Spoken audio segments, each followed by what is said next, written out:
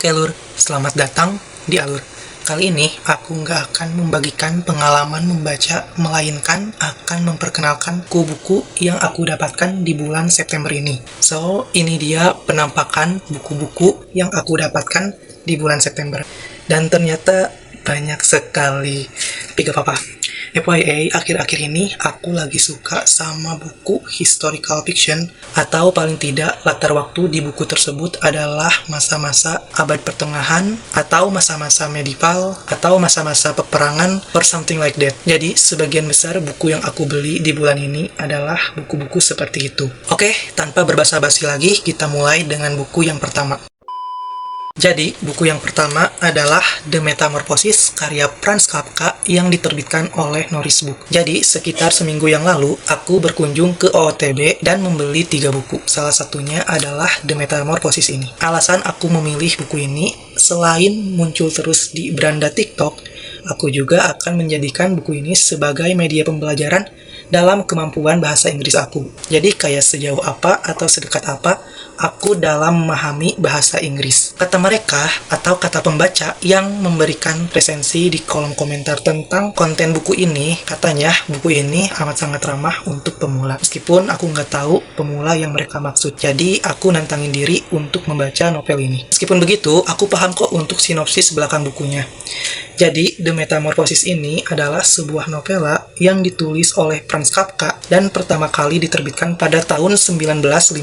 Salah satu karya populer dari Kafka. The Metamorphosis bercerita tentang seorang salesman, Gregor Samsa, yang ketika bangun di pagi hari mendapati dirinya sudah bertransformasi menjadi seekor serangga. Dan ia mulai berusaha untuk beradaptasi atau menyesuaikan diri dengan kondisi terbarunya. Novela ini sudah banyak dibahas oleh kritikus dan menawarkan banyak interpretasi. Dalam budaya populer dan adaptasi novela, yang dimaksud serangga di novela ini secara umum digambarkan sebagai kecoa. Hal ini bisa dilihat dari visual covernya.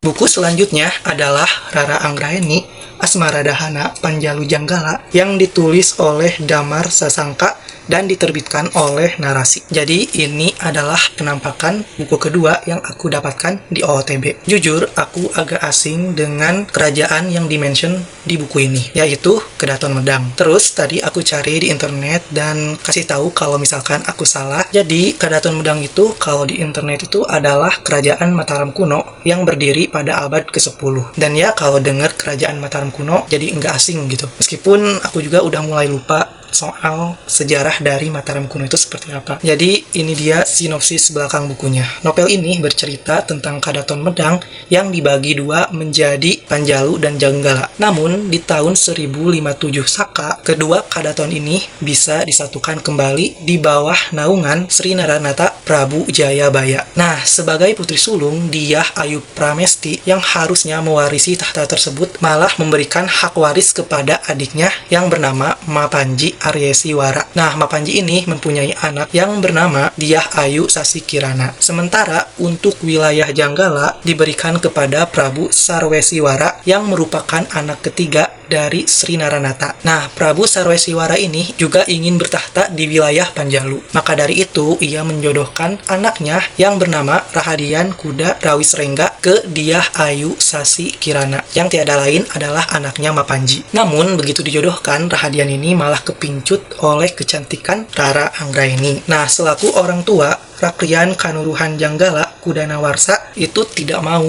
kalau anaknya hanya sebatas menjadi selir. Maka dari itu ia berencana untuk membatalkan perjodohan antara Rahadian dan Dyah Sasikirana. Pokoknya wilayah Panjalu itu harus menjadi milik Rahadian dengan Rara Anggraeni sebagai permaisurinya. Maka jalan yang harus ditempuh oleh mereka adalah dengan peperangan. Jadi novel ini akan menunjukkan perang saudara antara yang satu mempertahankan tahta dan yang satu lagi ingin merebut tahta.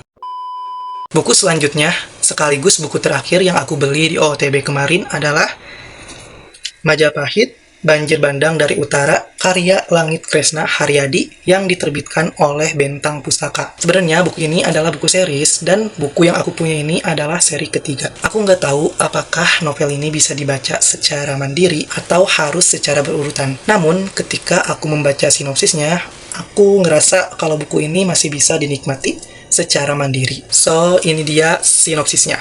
Singasari hancur dalam semalam. Prabu Kertanegara beserta putri-putrinya lari menyelamatkan diri dengan dikawal oleh Prabu Wijaya dan Bala Sanggrama. Di waktu bersamaan, prajurit Kediri menyusuri desa demi desa mengejar pelarian Singasari dengan beringas. Kekalahan Kediri di masa silam membuat mereka seakan dirasuki dendam untuk melenyapkan seluruh garis keturunan Singasari. Sementara itu, di utara sana, puluhan ribu prajurit dari Mongol siap menyebarkan aroma kematian di Pulau Jawa. So, fantastic. Dari sinopsisnya aja aku udah terpikat, apalagi ketika aku membacanya. Aku udah gak sabar untuk menikmati cerita Majapahit ini. Dan ini dia buku selanjutnya.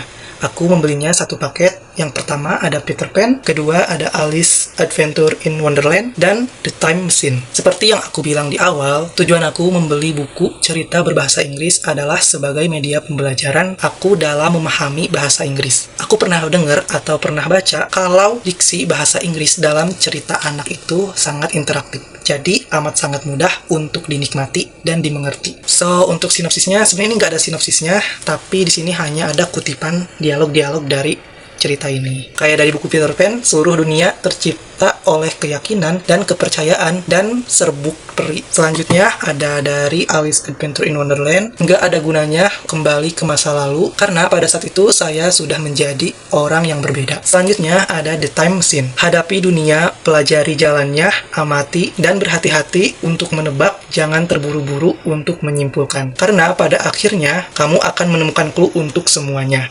Jadi itu adalah kutipan-kutipan dari ketiga buku ini. Kemudian untuk buku selanjutnya adalah Ketika Kemenangan Menjadi Kenangan, karya Jeta Saja yang diterbitkan oleh penerbit Ranah Buku. Khusus untuk kasus buku ini, bisa dibilang aku iseng aja membeli buku ini karena kayak dipromosikan gitu oleh TikToknya, dan ketika aku klik, aku mendapatkan potongan harga yang lumayan besar. Jadi tanpa babi bu, aku beli buku ini. Meskipun aku nggak tahu buku ini tentang apa. Tapi menurut sinopsisnya, jadi Ali kembali diberikan kepercayaan untuk kembali memimpin pasukan. Padahal sebelumnya, ia mengalami kekalahan bahkan berujung pada pengasingan. Namun karena negeri semenanjung yaitu Jazira sedang mengalami pemberontakan, bahkan sampai si raja pun lengser dari tahtanya. Jadi mau tidak mau, Ali ini harus berjuang kembali memerangi para pemberontak. Jadi novel ini akan mengajak pembaca melihat perjuangan Ali dalam membela negaranya. Mungkin seperti itu. Dan mudah-mudahan buku ini cocok untuk aku baca, karena ya itu tadi alasan aku beli ini, karena iseng aja. Tapi gak apa-apa. Buku selanjutnya yang aku miliki di bulan September ini adalah Northanger Abbey karya Jane Austen.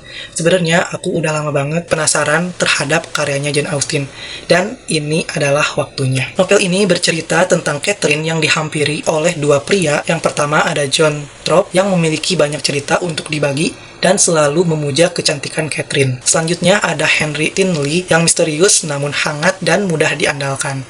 Pada suatu hari, Catherine ini mendapatkan undangan menginap beberapa hari di rumah keluarganya Henry, yaitu Northanger Abbey. Nah, di sana dia malah mendapatkan kejutan berupa petualangan, yaitu menyelidiki kasus kematiannya ibunya Henry. Di sisi lain, John ini merasa cemburu dan ingin memisahkan Catherine dari Henry. Dan hal ini menjadi memperkeruh keadaan yang sedang terjadi di Northanger Abbey. Begitu.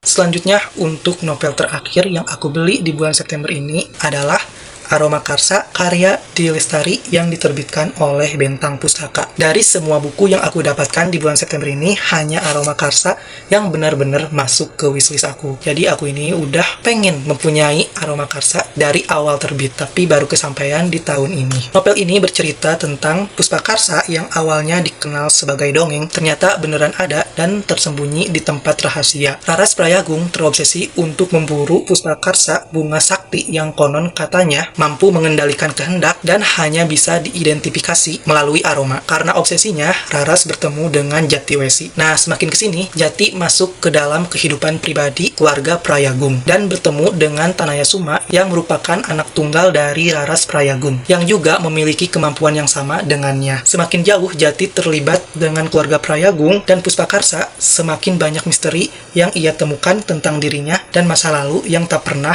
ia tahu. Selain bukunya, aku juga mendapatkan photocard dari Aroma Karsa, yaitu Jatiwesi dan Tanayasuma.